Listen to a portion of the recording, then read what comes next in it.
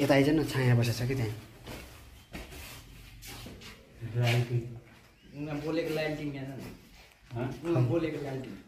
पारिनिर चाहिँ लालटिङ पनि बोलिरहेको छ है।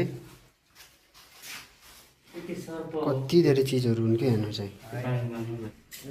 अब चाहिँ हामी यो भित्र जान लागेको छौँ अर्को कोठामा। सारङ्गी मादल झेली यो कति राम्रो ठाउँ हो।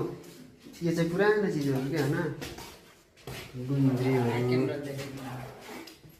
यता डोकाहरू एकदम राम्रो छ कि यसको भित्र चाहिँ दृश्य कति दामी के।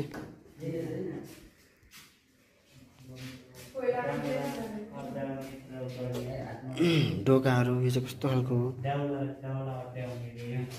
सुब्बाहरू कति पुरानो चिजलाई संरक्षण गरेको छ।